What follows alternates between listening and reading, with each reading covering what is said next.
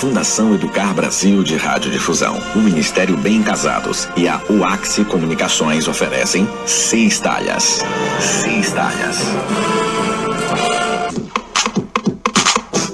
A partir de agora, a Escola Bíblica Dominical está bem pertinho de você. Acorde.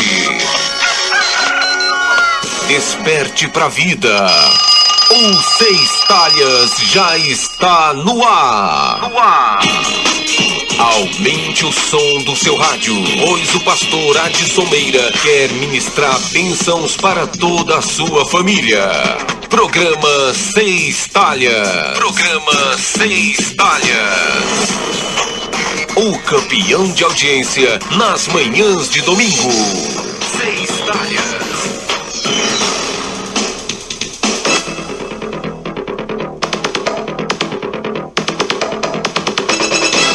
Olá, Vitória da Conquista, sudoeste da Bahia, norte de Minas Gerais, bom dia! Começa agora mais uma edição do Seis Talhas, um programa que tem como finalidade o ensino sistemático das Escrituras Sagradas. Os nossos temas são todos extraídos das lições bíblicas da CPAD, Casa Publicadora das Assembleias de Deus. E o nosso tema para ser ministrado hoje, Davi vence o gigante. Davi vence o gigante.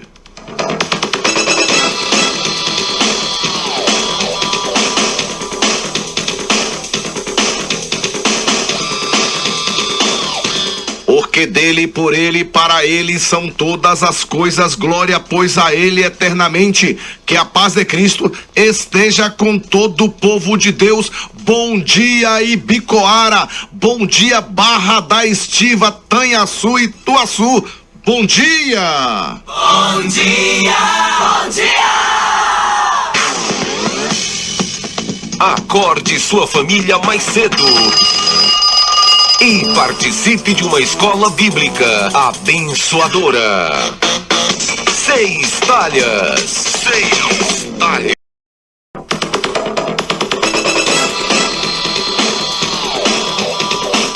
Olha, vimos no domingo anterior que Davi levou uma carga de presentes para o rei Saul, não foi isso? Lembram? Você que é ouvinte do programa Seis Talhas, ouvinte carimbado, você lembra muito bem. Pois bem, levou pão, vinho, e um cabrito. Nos diz o texto sagrado, logo aí no capítulo 16, no versículo 21, do primeiro livro do profeta Samuel, que o garoto Davi, ele esteve perante ele. Ele quem? Saul. Esteve perante ele, ou seja, passou a trabalhar para o rei Saul. A dedicação de Davi, ela foi tanta que a Bíblia nos diz que Saul o amou muito. Não é à toa que o nome de Davi significa amado, Então, a presença gentil do garoto e, sobretudo, a sua dedicação e zelo conquistavam ali os corações daqueles que desfrutavam da sua companhia. Davi era um servo exemplar. Davi era alguém que tinha prazer em servir. E neste particular, encontramos mais uma característica que faz da nossa personagem, deste nosso estudo, como um tipo de Cristo. Cristo, que as Escrituras chamam de o servo do Senhor, o servo por excelência. É assim que o profeta Isaías chama, O capítulo 42 de Isaías, 42, 49, 52, nos fala isso. Então, o principal título que devemos ter, amados ouvintes do programa Seis Talhas, é o de servo de Jesus Cristo, servo do Deus Altíssimo, como aliás gostava de se identificar o apóstolo Paulo, o apóstolo Paulo. Então, nos dias de apostasia em que vivemos, muitos são os que querem ser servidos em vez de servir, acumulam para si honrarias e servidores, mas não querem servir, numa postura completamente oposta à determinada pelo Senhor Jesus. Davi não impressionou o rei Saul pela sua unção. Não. Davi não impressionou o rei Saul pela sua unção, mas sim por causa do seu serviço, de seu trabalho, de sua dedicação. Assim devemos proceder na obra do Senhor. A dedicação de Davi, bem como o seu porte diante do rei, fez com que Saul o amasse muito e o fizesse seu pajem de armas, ou seja, seu escudeiro, aquele que carregava as armas.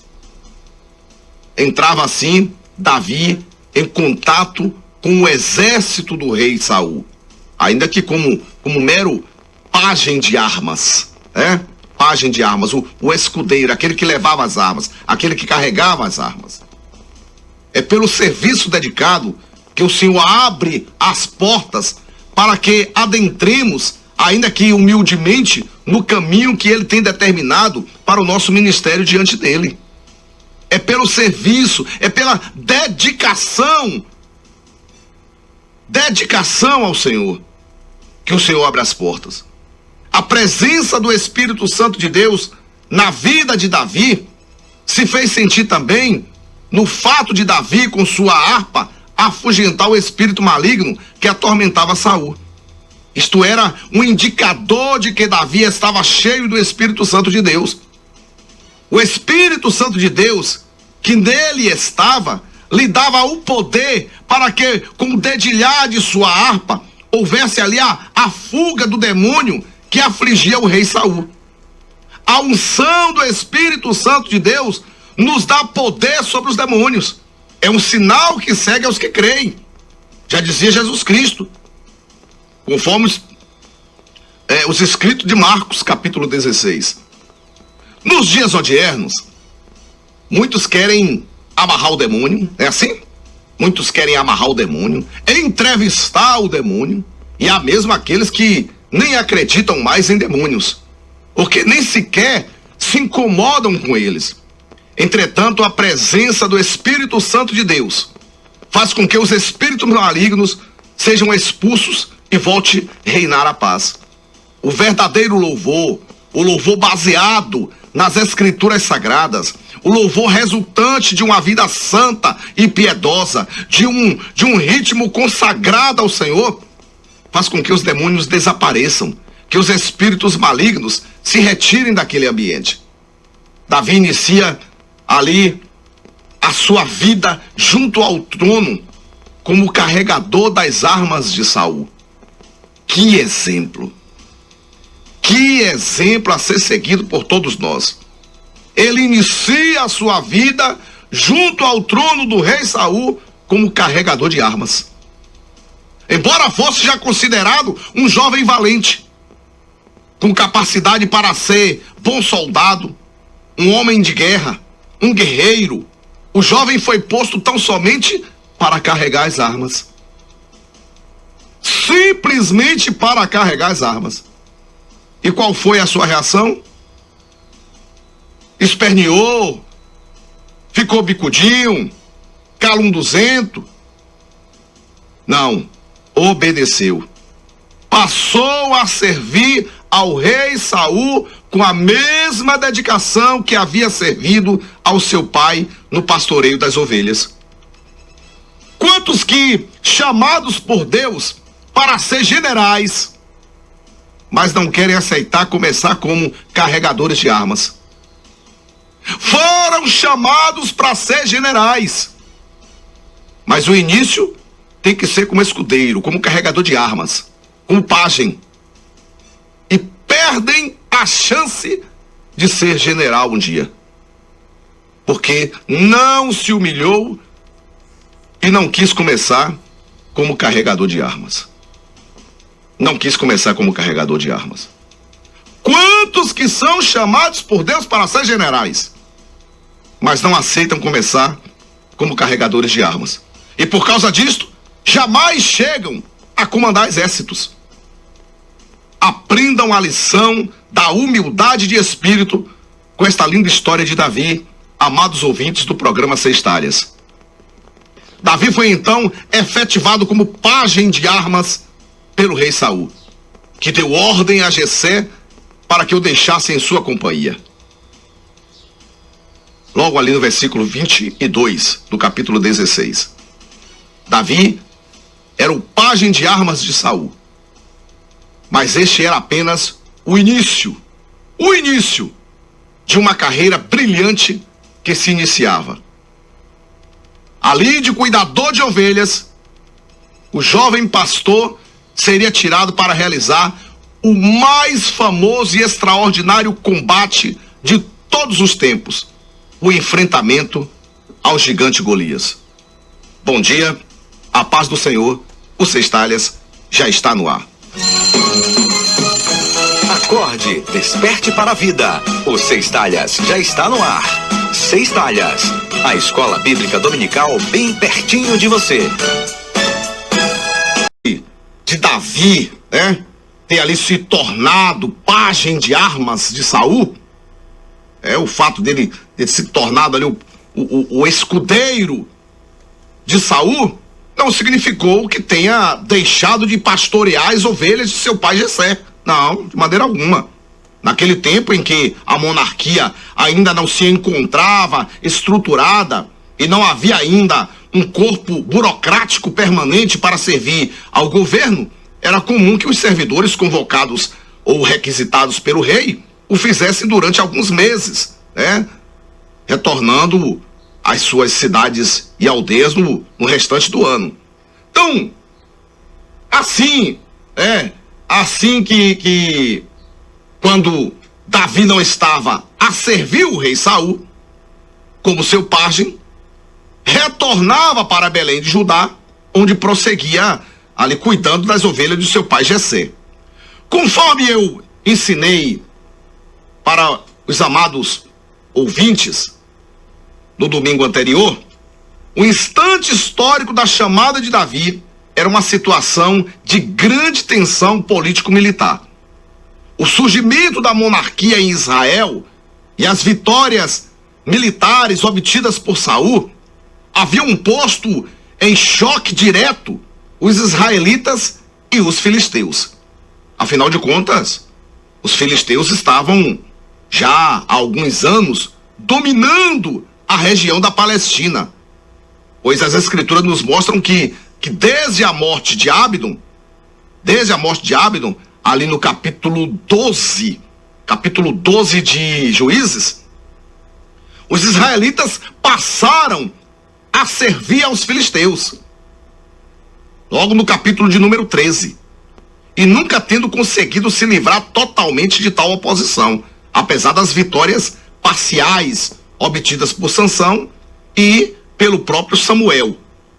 Então, estudos nos mostram que o avanço tecnológico que havia entre os filisteus faziam com que eles dominassem os seus inimigos, pois os filisteus dominavam o uso de metais e faziam com que fossem de maior poderio militar sobre Israel.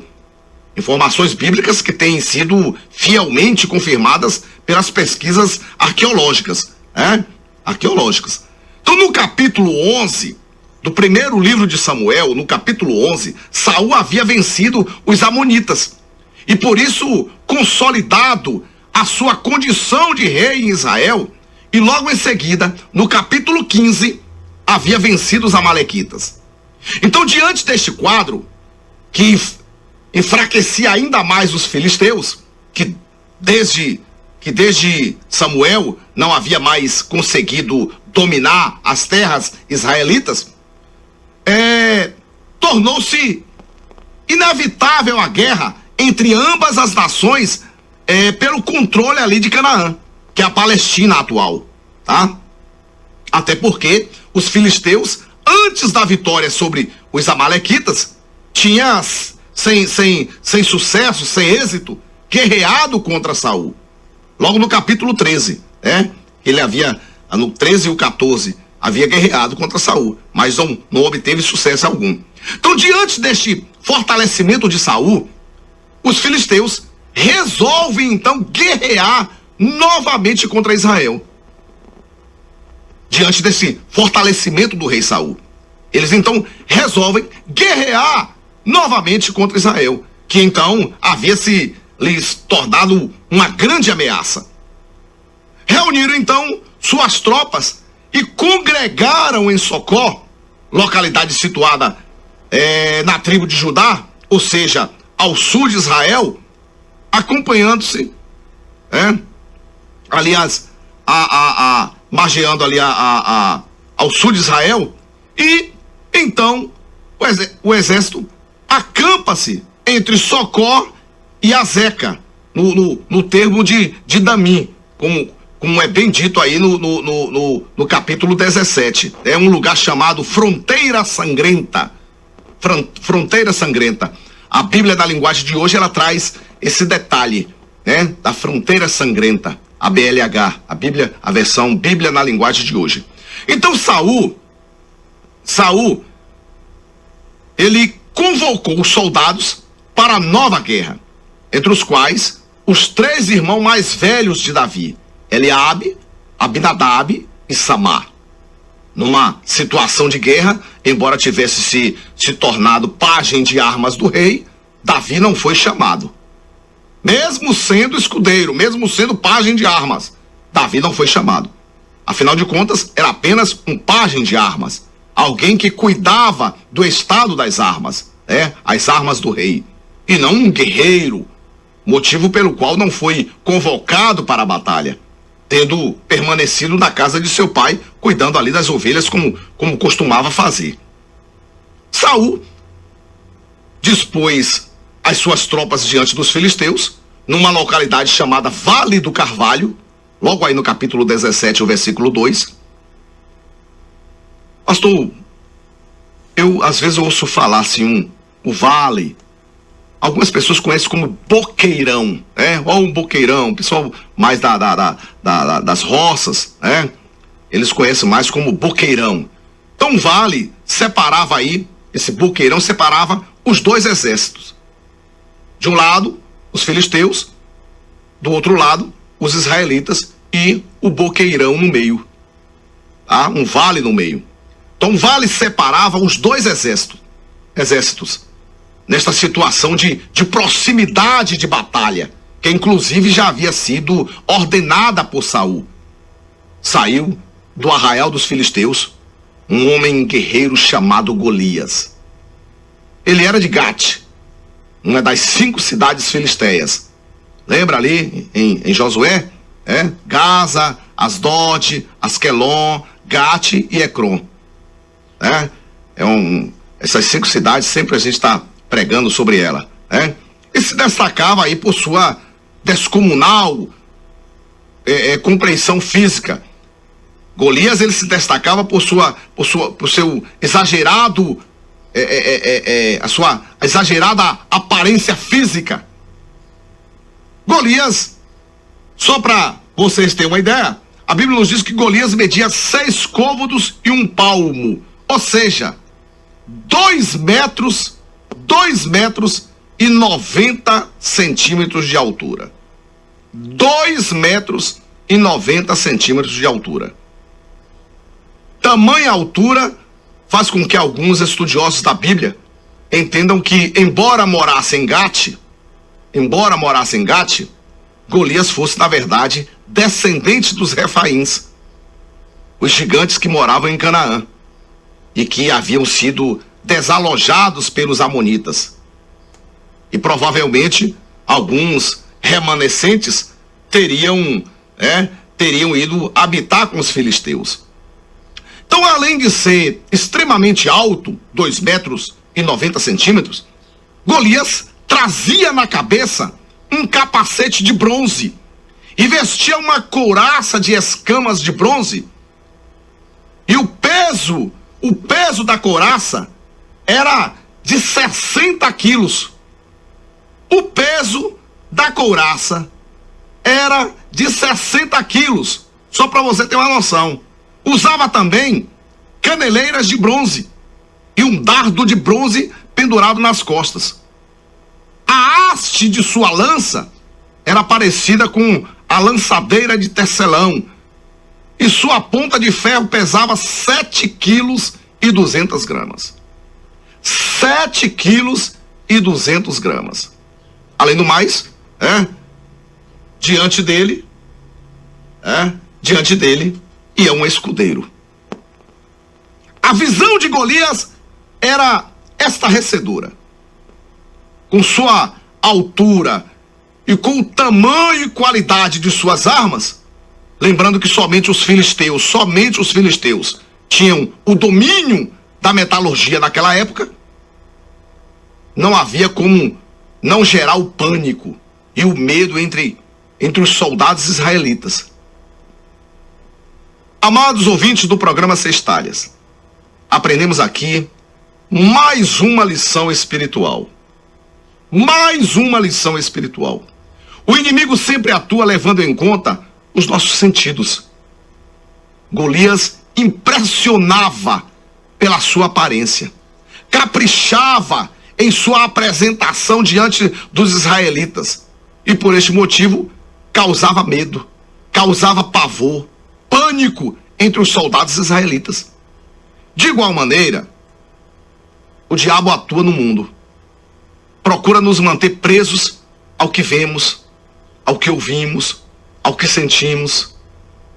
Apresenta-se de modo incomum, apresenta-se de modo impressionante, espantoso, a fim de gerar medo, pavor e pânico no meio do povo de Deus. Por isso o apóstolo Paulo, quando ele escreve a sua segunda carta aos Coríntios, no capítulo 5, e o versículo de número 7, o apóstolo Paulo diz que não andamos por vista, mas por fé. Não andamos por vista, mas por fé.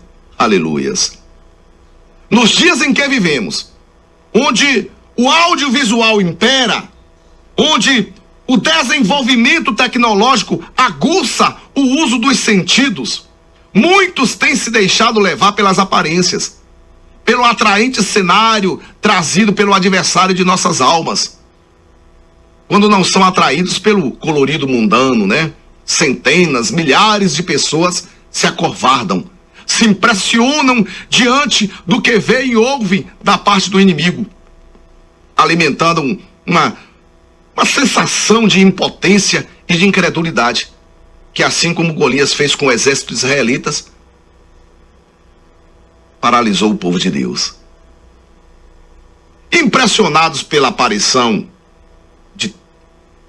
de tão terrível guerreiro, os israelitas cometeram o seu primeiro deslize.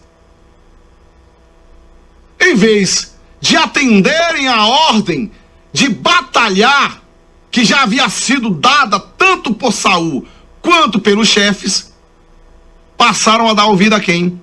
Passaram a dar ouvidos a Golias, que foi até o vale e parou, passando a afrontar os israelitas. Logo aí no capítulo 17, e os versículos 8 até 11. Amados ouvintes, não podemos dar ouvidos ao inimigo. A ordem havia sido de ir à batalha.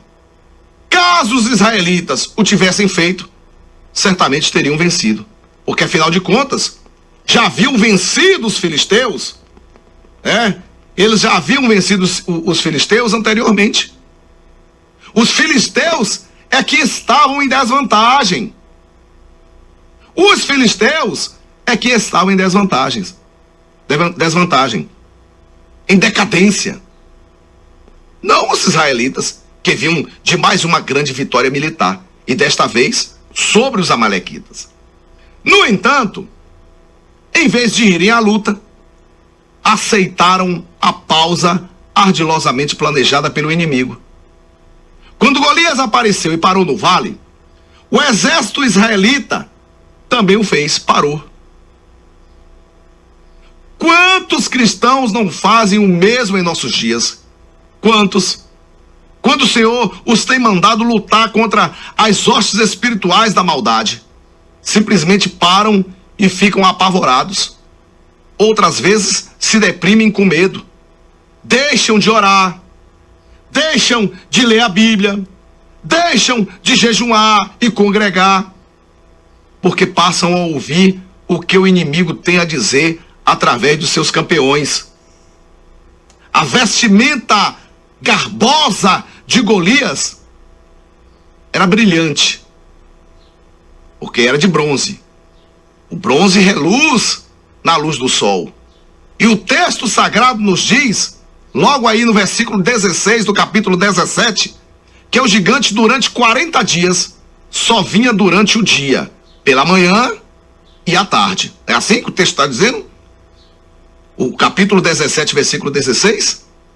O gigante só vinha pela manhã e pela tarde. Isso durante 40 dias, precisamente para que suas vestes se mostrassem brilhantes e ele ainda mais aterrorizante.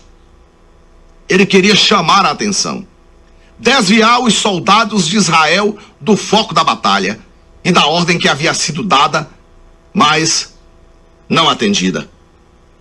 O inimigo faz exatamente o mesmo nos dias odiernos.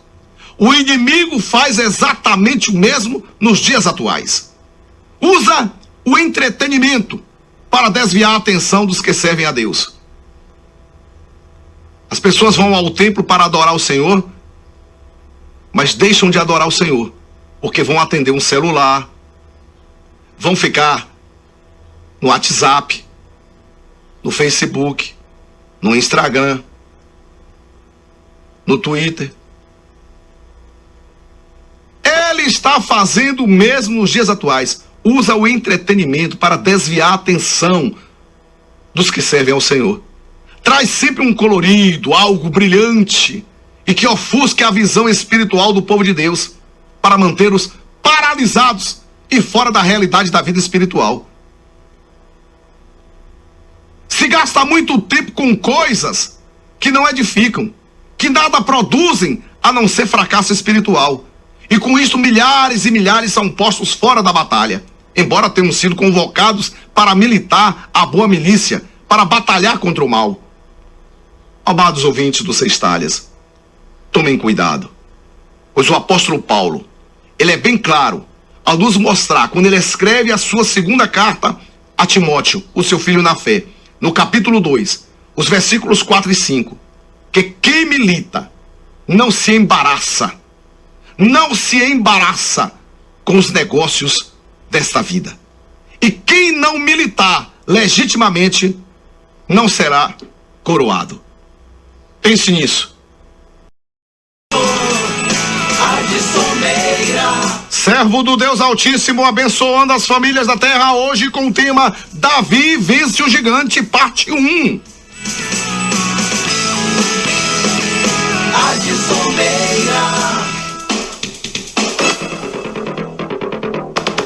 Programa Seis Talhas, agora são 8h46, 8h46. Proposta para os israelitas. Ele veio ali no vale, do Boqueirão, né, que estava dividindo, e ali ele trouxe uma proposta para os israelitas. Disse que não havia necessidade alguma para que se fizesse a batalha. Ele era filisteu e os soldados de Israel, servos de Saul. Que descesse um dos homens de Israel para o vale e ali lutasse com ele. Se Golias vencesse, os israelitas deveriam servir os filisteus. Mas, se Golias perdesse, os filisteus serviriam os israelitas. A proposta de Golias continha algumas falácias, ou seja, alguns raciocínios enganosos, precisamente como faz o inimigo de nossas almas, que após impressionar com os sentidos, como eu falei no bloco anterior, ele traz aí o engano e a astúcia para iludir o ser humano. Por primeiro, Golias apresenta um pressuposto que não tinha qualquer razão de ser. Qual? Para que saireis a ordenar batalhar? É o que ele diz. Para que saireis a ordenar batalhar? Golias punha em dúvida a ordem dada aos israelitas para que fossem lutar. Ora, amados ouvintes do Seis Talhas, analisemos bem. Quem havia se reunido para a guerra? Quem? Por acaso tinha sido os israelitas? Não. Tinham sido os filisteus que haviam se congregado para guerrear contra Israel, a fim de tentar impedir que a desvantagem que sofriam se transformasse em servidão. Se não havia necessidade para a batalha, como dizia Golias, como ele disse, para que saireis a batalhar? Por que os filisteus não foram embora para as suas 5 cidades? Se não havia necessidade para batalhar, por que não se contentavam com a circunstância de que, desde a derrota nos tempos de Samuel, complementada pela guerra anterior sobre o reinado de Saul, não tinham eles mais conseguido entrar na terra dos israelitas? Os filisteus eram os causadores da guerra e agora vinham dizer que não havia necessidade de ordenar a batalha por parte de Israel? Amados, o mesmo se dá a respeito com os servos do Senhor nos dias atuais. O mesmo se dá com respeito aos servos do Senhor e às hostes espirituais da maldade. São as portas do inferno que se levantaram contra a igreja desde seu surgimento, como nos disse o próprio Senhor Jesus ao anunciar o mistério da igreja em Mateus 16. Assim como veio o inimigo de nossas almas e nos diz que não precisamos lutar contra ele, como é que veio o inimigo de nossas almas e nos diz que não precisamos lutar contra ele? Como vem o inimigo e nos diz que não há necessidade alguma de enfrentarmos o maligno e o pecado e que podemos simplesmente ir para o céu sem que precisamos lutar contra ele? Jesus veio desfazer as obras do diabo, como nos diz o apóstolo João quando ele escreve a sua primeira epístola, no capítulo 3, verso 8. Jesus veio desfazer as obras do diabo, ou seja, o mal já foi feito. O mal já foi feito. O ataque, a situação de guerra foi causada pelo inimigo, não pelo Senhor Jesus. E desta forma, nós como membros do corpo de Cristo, outra coisa não temos a fazer senão prosseguir nesta batalha, enfrentando o maligno, porque foi ele, no Éden, que nos tornou inimigos de Deus. E tal situação não pode mais prevalecer. Aliás, a igreja surgiu precisamente para desfazer a inimizade que nos separava de Deus. Temos a necessidade de lutar diariamente contra o mal.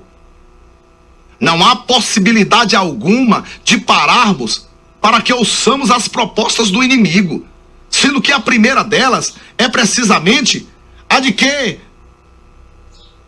podemos parar de lutar, a de que podemos parar de batalhar. Muitos estão a aceitar esta trégua com o adversário, pensando assim: olha, se eu não mexer com ele, se eu não mexer com o inimigo, ele não mexe comigo e posso entrar no céu sem qualquer risco.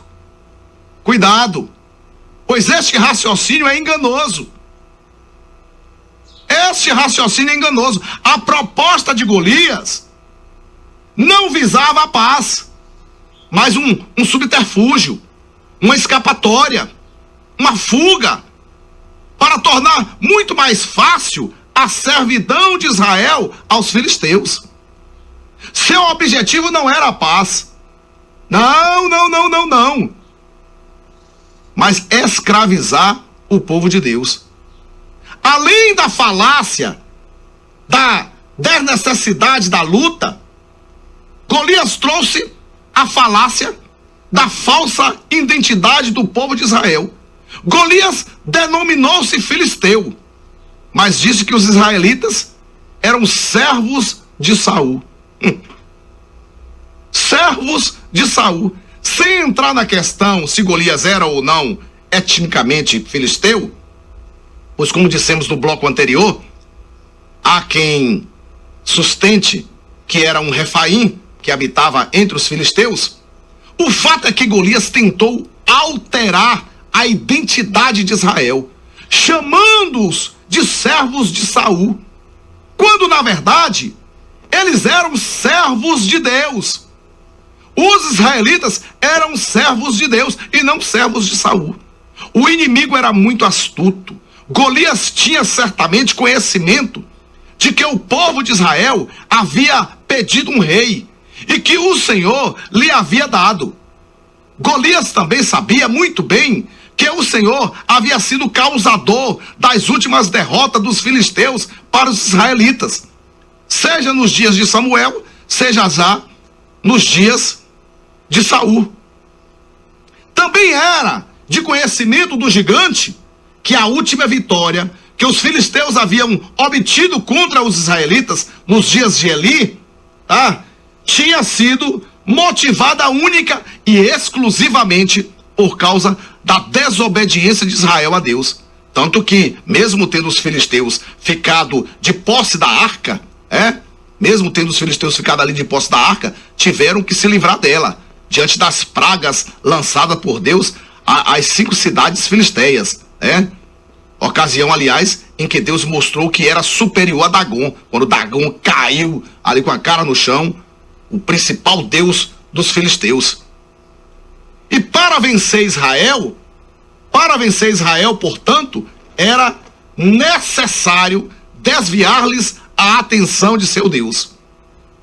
Por isso, habilmente, Golias chama os israelitas de servos de Saul. Servos de Saul. Era necessário fazer com que Israel se sentisse servindo a Saul e não a Deus. Afinal de contas, Saul havia se consolidado no reino e tinha um cartel de vitórias militares e tinha todas as condições para ser considerado o verdadeiro senhor do povo de Israel. Era absolutamente indispensável fazer com que Israel não se lembrasse de seu Deus, cujo poder os filisteus conheciam muito bem. É precisamente isto que o inimigo de nossas almas faz com o povo de Deus nos dias atuais. É precisamente isto que o inimigo de nossas almas faz com o povo de Deus nos dias odiernos. Tenta a todo custo desviar-lhes a atenção. Tenta a todo custo tirar-lhes a identidade. Tenta de todas as formas impedir que eles se identifiquem como servos do Deus Altíssimo. É muito melhor que se considere servos de Paulo, servos de Cefas, servos de Apolo e até mesmo servos de Jesus, desde que este título, servo de Jesus, seja utilizado única e exclusivamente para esconderem a servidão ao seu próprio eu, o seu ego. Quando isto ocorre, amados ouvintes do Sextalhas, a carnalidade invade a igreja e não há qualquer possibilidade de crescimento espiritual, como se viu, por exemplo, na igreja em Corinto, logo ali no capítulo 3 da primeira epístola que Paulo escreve aos Coríntios. Como essa tática do inimigo tem conseguido êxito em nossos dias. Cada vez mais vemos que muitas pessoas estão perdendo a identidade, a sua identidade. São seguidores de atores, seguidores de pregadores. Se o pregador estiver naquele culto, naquele dia, ele vai. Se a pregadora estiver naquele culto, ele vai. São os seguidores de pregadores, de cantores, seguidores de políticos. Tem gente que deixa o culto para ir para um comício, para ir para uma reunião política. Seguidores de apostistas, mas não seguem Jesus. Caíram definitivamente na armadilha retórica do adversário, crendo-se servos de Saul e não servos de Deus. A terceira falácia de Golias foi tornar o combate coletivo em uma luta individual. Olha a esperteza do camarada. Ele tornou tornou o combate coletivo em uma luta individual. Golias era, indubitavelmente, indiscutivelmente, um homem singular. Nenhum filisteu tinha sua estatura e compreensão física. Tá? Ele era uma exceção entre seus compatriotas. 2,90 metros de altura. Seu destaque fazia com que se sobressaísse entre todos os que ali estavam, inclusive o próprio rei Saul, que era um homem alto. O rei Saul era um homem alto, mas não o suficiente. Enquanto isso, o exército dos filisteus já não era tão forte assim.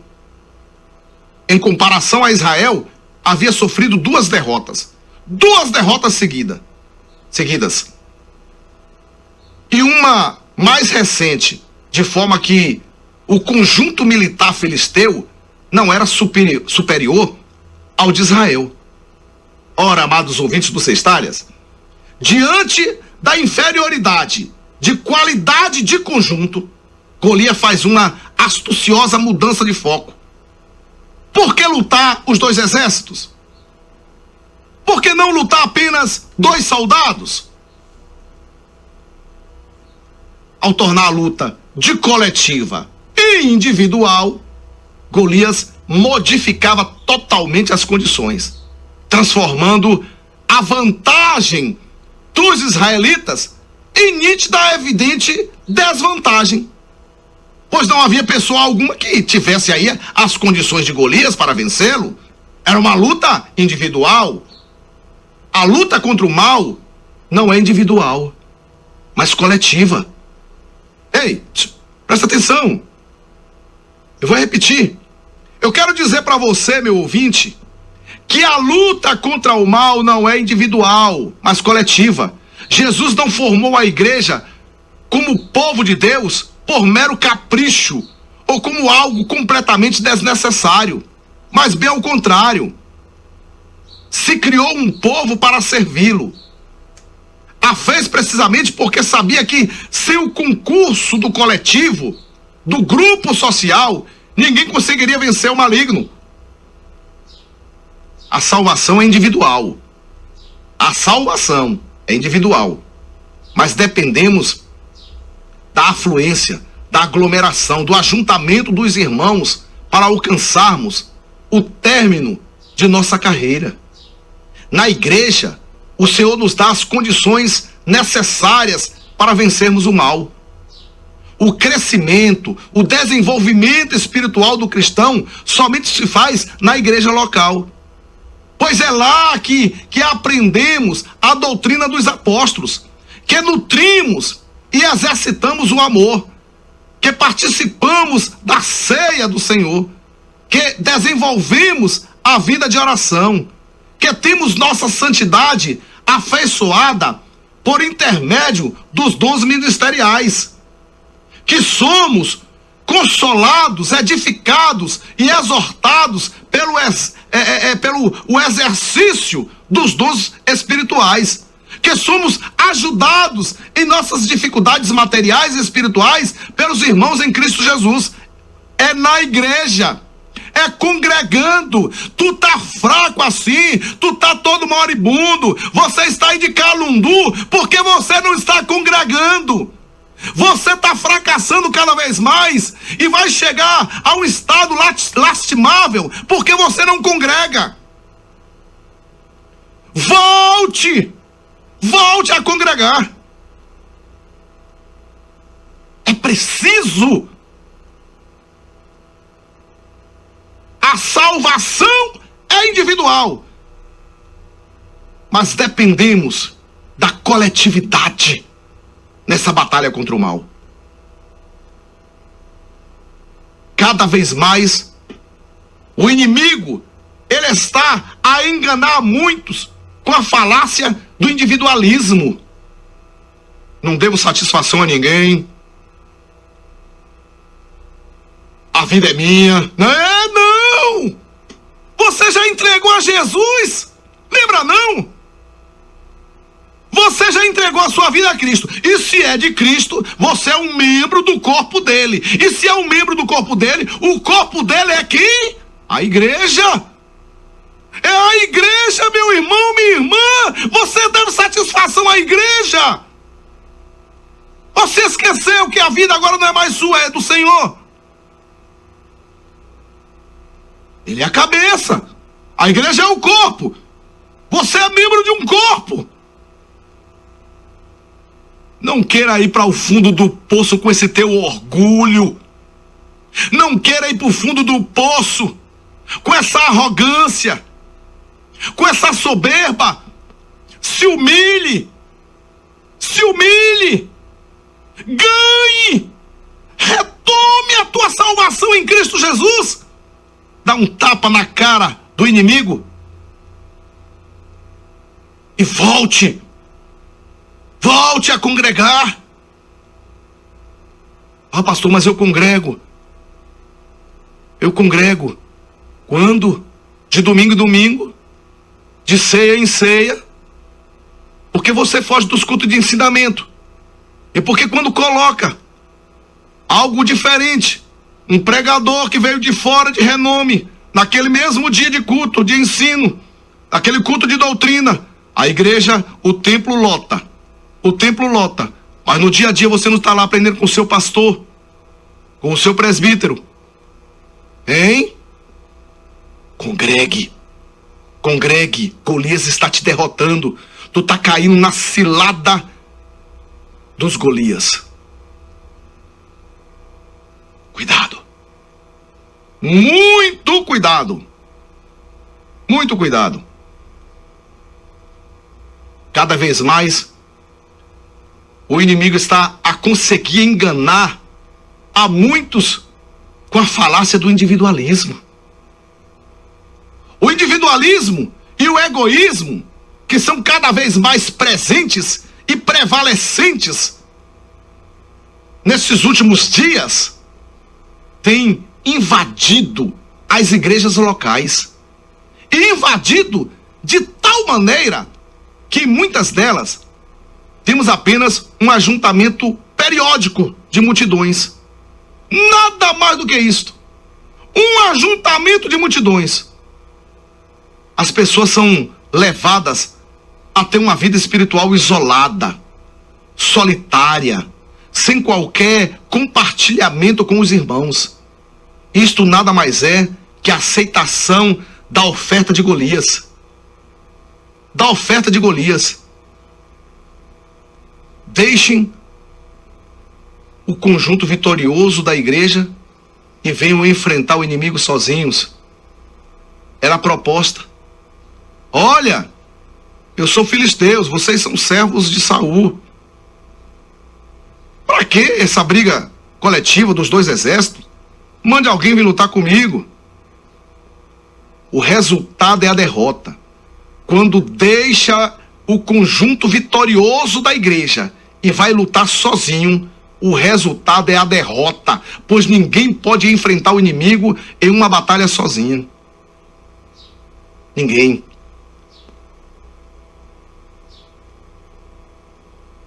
Como bem disse o apóstolo João, quando ele escreve a sua primeira epístola, no capítulo 4 e o verso 4, nós nunca seremos maiores que o que está no mundo. Nós nunca seremos maiores que o que está no mundo. Mas aquele que está conosco, aquele que está em nós, oh, aleluias, aleluias, como é que a gente não se emociona com uma coisa dessa? Mas aquele que está conosco é maior que o adversário. Mas Cristo nos mandou que estivéssemos na igreja, pois é ali que tem criado condições para que enfrentemos e vençamos o adversário de nossas almas. O que está em nós é maior do que está no mundo. Deus seja louvado. 9h08. Eu vou aqui, já volto. É coisinha rápida. É no pulo do gato. Davi vence o gigante. A parte parte 1.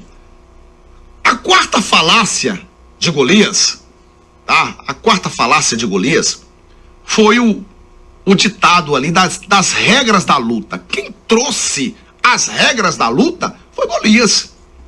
Golias não só modificou a luta coletiva e individual, quando ainda ditou as regras da batalha. A luta era coletiva, ele colocou já para ser individual, porque ninguém ia vencê-lo, e ditou as regras da luta. Escolhei dentre vós um homem que desça a mim. Não está assim no capítulo 17, verso 8? Escolhei dentre vós um homem que desça a mim. Por que os israelitas deveriam escolher um homem para ir ao encontro de Golias? Por quê? Não deveria ser este homem escolhido pelo rei Saul? Afinal de contas, não tinha Golias dito que os israelitas eram servos de Saul? Porque agora dizia que a escolha deveria partir do exército. Na verdade, Golias disseminava com esta dubiedade a incerteza e insegurança entre os israelitas, inclusive para determinar quem deveria escolher o dito homem. O inimigo sempre atua de maneira a trazer desconforto, a trazer insegurança, a trazer incerteza no meio do povo de Deus. Seu trabalho é criar confusão, é gerar obstáculos. Não tem esse negócio lá na igreja de vez em quando, é um disse-me disse, que fulano disse isso, que fulano disse aquilo. Não dê ouvido não. Não dê ouvido não, viva em paz.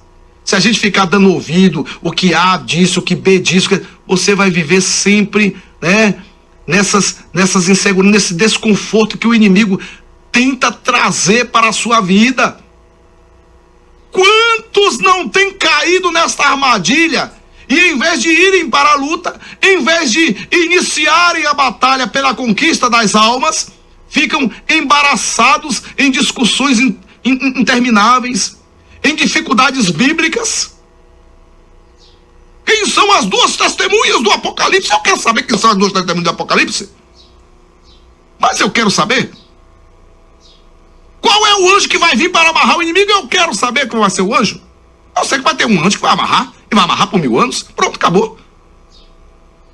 Eu vou ficar nessas discussões, nesses debates tolos.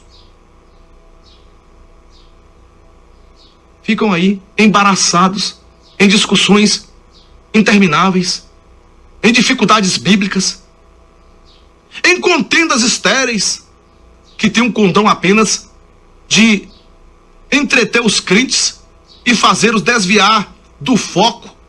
Qual é o foco maior, pastor? É a pregação do evangelho, é o crescimento espiritual, pela misericórdia do Senhor. É isso que faz o programa 6 Talhas, alimentar o rebanho. Nada de pregação difícil, de difícil compreendimento, de difícil compreensão. Nada disso. É pregar o evangelho, é alimentar o rebanho, é alertar que o nosso verdadeiro inimigo é o inimigo de Deus, é o inimigo de nossas almas, não a tua esposa, o teu marido, meu irmão, minha irmã, para com isso. Você não casou com um inimigo, não. Você não casou com uma inimiga, não. Os seus filhos não são seus inimigos, não. Vai lá pedir perdão ao teu filho, deixa de orgulho, ou você acha que só o filho que tem que pedir perdão aos pais? Hein? Eu não sei por que eu estou falando isso, mas o Espírito Santo de Deus sabe. Desce desse pedestal. Vai buscar a tua família de volta, homem. Vai reconstruir a tua família. Vai reconstruir a tua família. Deixa esse orgulho. Eu não sei quem você é, não. Mas você sabe que eu estou falando com você. Porque o Espírito Santo de Deus que habita dentro de mim está falando contigo agora. Está falando contigo agora.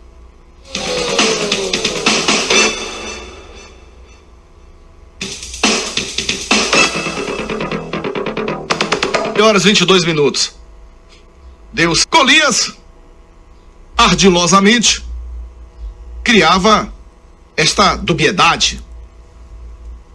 Quem deve escolher o homem para que vá à luta contra Golias? E esta dubiedade foi um dos principais fatores que fez com que a situação de tensão e de enfraquecimento do ânimo ali da tropa israelita perdurasse por tanto tempo. 40 dias a mesma prosa. Além de lançar insegurança e incerteza, Golias ainda estabeleceu o local da luta. Ele que estava ditando as regras. Seria no vale, onde ele estava. Ele dizia: desça a mim. Não é assim? Desça a mim. Ora, amados, Golias, bom guerreiro como era, estava ali com seu escudeiro. E dia após dia, sabia muito bem todas as características daquele lugar. Sabia tudo. Além de sua grande vantagem física e de sua habilidade militar, sem falar no seu armamento, que era a última tecnologia da época. Também estava com maior conhecimento a respeito do local da batalha, pois ele mesmo o inspecionara e o escolhera. Não havia, pois, humanamente falando, chance para qualquer adversário que viesse e nem sequer conhecia o local, já previamente ali escolhido pelo gigante Golias. Quantos não têm também aceitado as regras do jogo ditadas pelo inimigo de nossas almas? Quantos? Ele dita as regras e você cai. Olha, hoje você não vai congregar, não. Hoje é o último capítulo da novela. É mesmo. Hoje eu não vou, não. Hoje, gente, é o último capítulo. Fulano, será que vai acontecer o que com fulana? Será que vai acontecer? Hoje você não vai para o templo também não congregar, porque hoje vai jogar Brasil e Alemanha. E aí eu vou prender você dentro de casa. A regra quem manda sou eu. E aí você vai caindo. Eu digo o horário que você vai sair. Olha, este mês você não vai dizimar, não.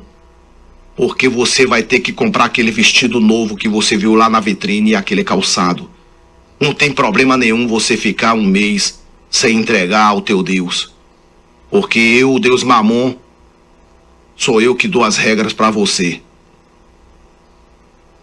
Quantos não têm caído nessas falácias? Quantos não têm aceitado as regras do jogo ditadas pelo inimigo de nossas almas? A quinta falácia de Golias foi a de lançar dúvida quanto à vitória do israelita, que com ele viesse combater.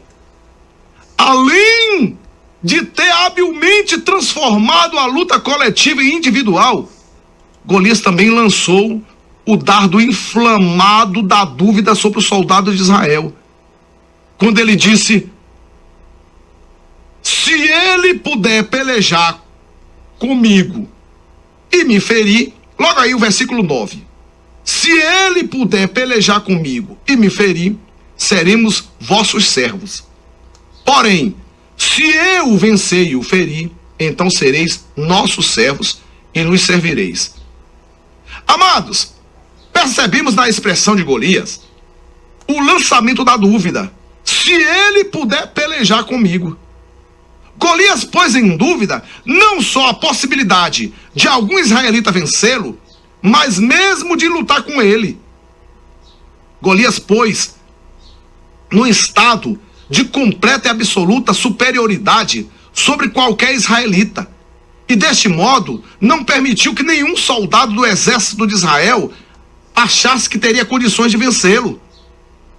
Como diz o conhecido provérbio do judô, né? Quem teme perder, já está vencido. Então não podemos olhar para os problemas e para as dificuldades, Pois se o fizermos, certamente fraquejaremos. Mas sim, olhemos para Cristo. Olhemos para o Senhor, autor e consumador da nossa fé. Olhemos para Jesus e clamemos por socorro, pelo socorro de Cristo, que é bem presente no tempo da angústia. É bem presente na tua angústia, minha irmã. Na tua angústia, meu irmão, clame ao Senhor. Por saber que a fé é a nossa vitória, a fé é a nossa vitória, o inimigo lança seus dardos inflamados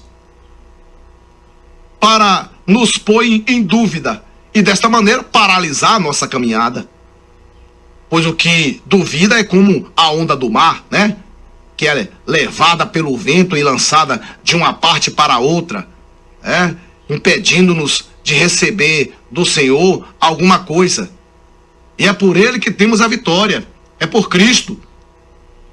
O inimigo de nossas almas pôs em dúvida o primeiro casal, ao contrariar ali o dito do Senhor a respeito da árvore da ciência do bem e do mal, como também tentou pôr em dúvida o Senhor Jesus na primeira tentação no deserto, ao indagar se ele era mesmo o Filho de Deus. Se tu és o Filho de Deus.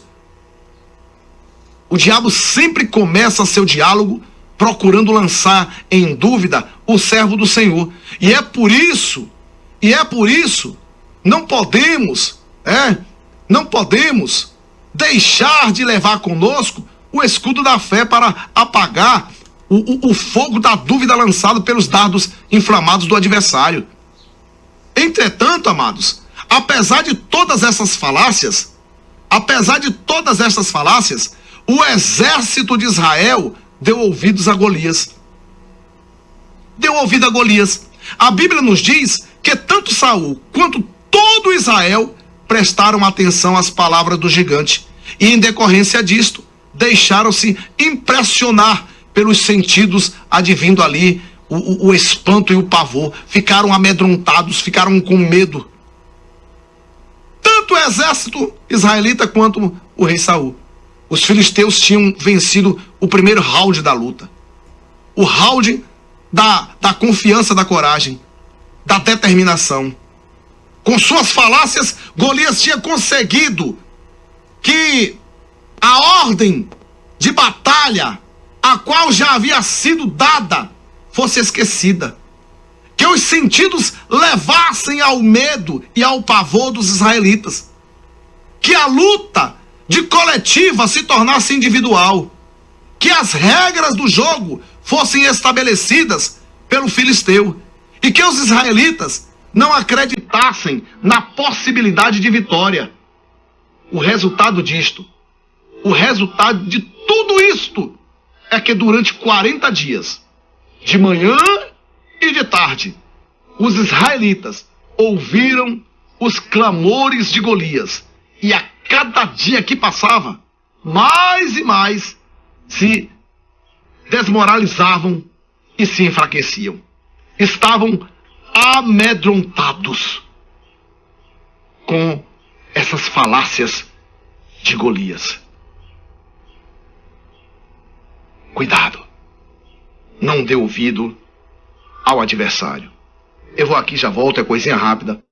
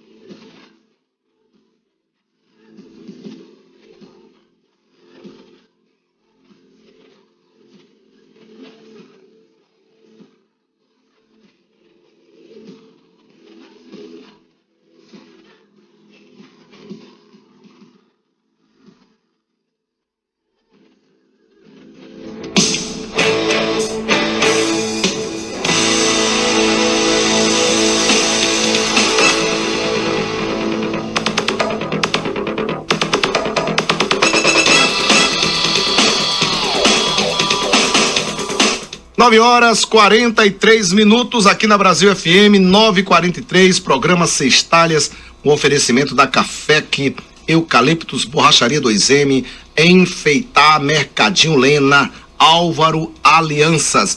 Vocês estão aí nesse estudo sobre a vida de Davi. Nós estaremos fazendo isso no mês de agosto e setembro.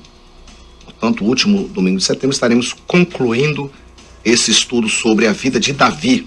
Hoje, o tema Davi vence o gigante, a parte 1. No próximo domingo, nós estaremos concluindo esse estudo. Mas eu quero dizer que há 40 dias se encontravam frente a frente os exércitos de Israel e dos filisteus. 40 dias.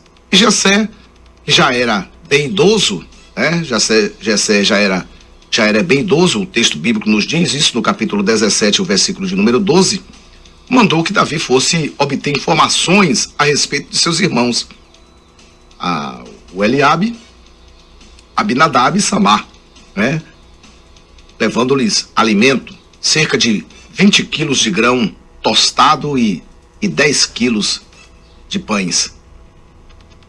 Não tendo ali se esquecido também de mandar queijo para o chefe, o chefe de 1000 mandou 10 queijos. E mais uma vez vemos que Davi não foi vazio até a presença de pessoas dignas de honra.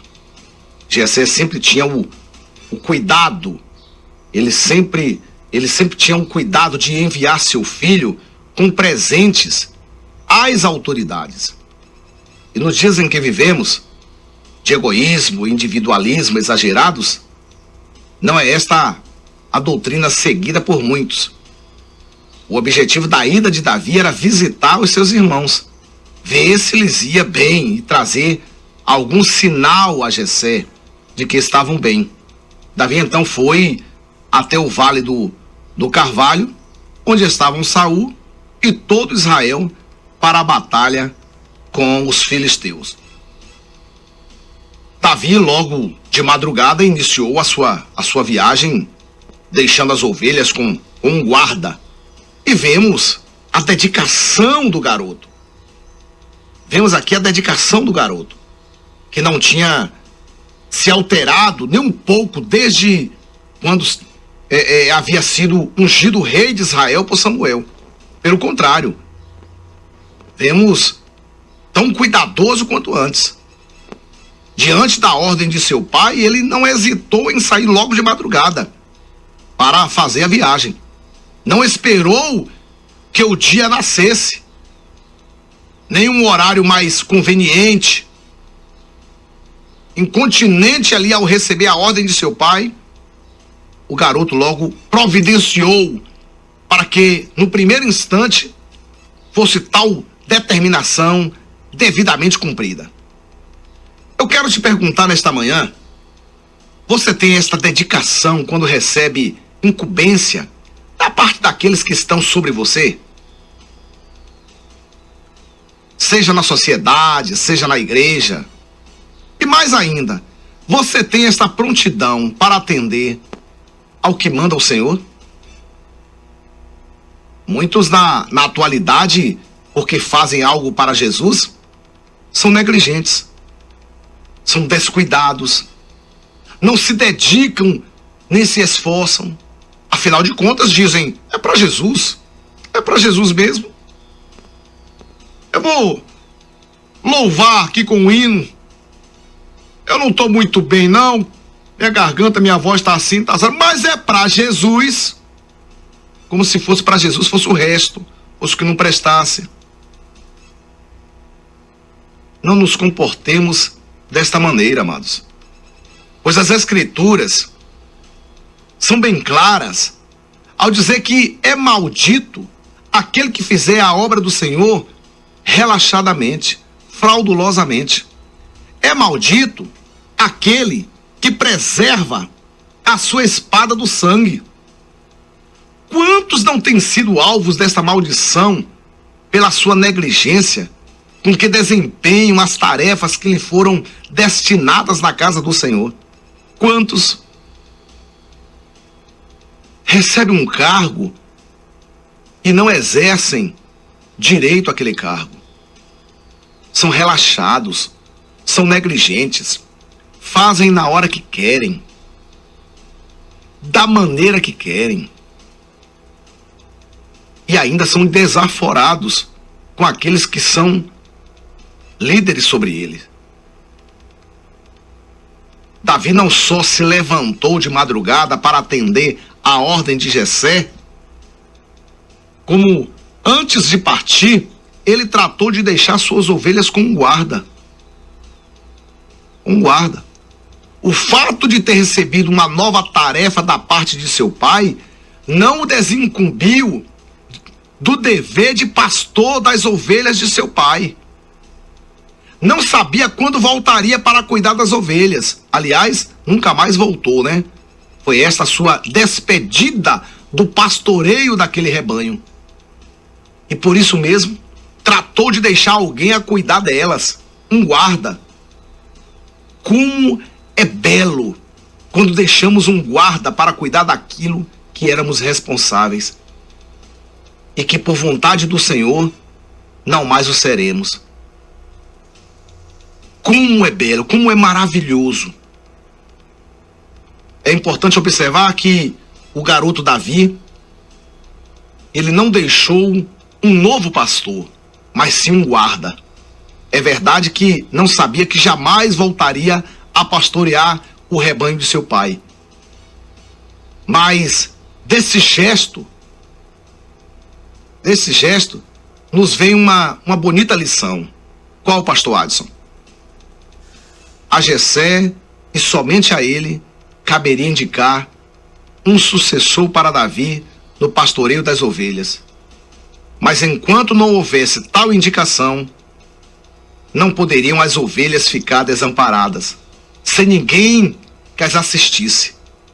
Por isso Davi deixou um guarda, que delas tomasse conta até que a situação se regularizasse. Na obra do Senhor, também devemos fazer isso. Ao pressentirmos, ou pelas circunstâncias percebermos que não mais continuaremos uma determinada tarefa, devemos deixar apenas guardas, pessoas que interinamente cuidem daquilo que fazíamos, até que a pessoa de direito escolha o substituto. Nem deixar desamparado, nem se substituir a quem de direito. Eis a lição que Davi nos deixa na mudança de tarefas na casa do Senhor. No próximo domingo, se Deus permitir, nós estaremos falando sobre já essa chegada de Davi ao campo de batalha para enfrentar o gigante. No próximo domingo, são 9h51, trazendo a arca, o nardo, e daqui a pouquinho estou de volta.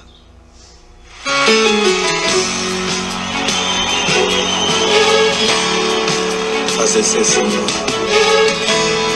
fazer ser o seu nardo precioso, fazer ser o seu bálsamo sobre nós.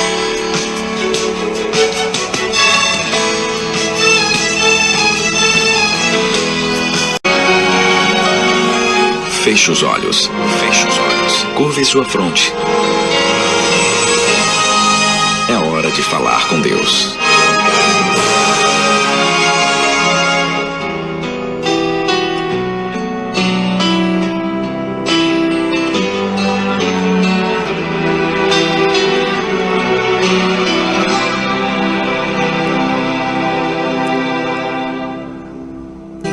Onde estava o Senhor, sentir a tua mão. Obrigado por tudo que tem feito em nossas vidas, por tudo que vais fazer. Obrigado pela manhã que tu tem nos dado, obrigado pela noite de sono.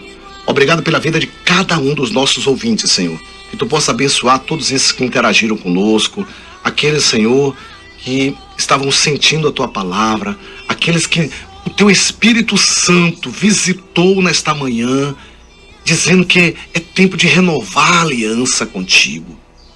Deus, A tua palavra é viva. A tua palavra transforma. Senhor, muito obrigado por tudo que tu tem feito em minha vida e por tudo aquilo que tu vais fazer. Obrigado pela vida de cada um dos nossos ouvintes. Eu te agradeço no teu nome, Jesus. Amém. Em outros com teu silêncio deparei. Chegamos ao término de mais um programa Seis Talhas. Seis Talhas. Até o próximo domingo, às 8 horas da manhã. A graça do Senhor Jesus Cristo e o amor de Deus e a comunhão do Espírito Santo sejam com todos vós. Amém.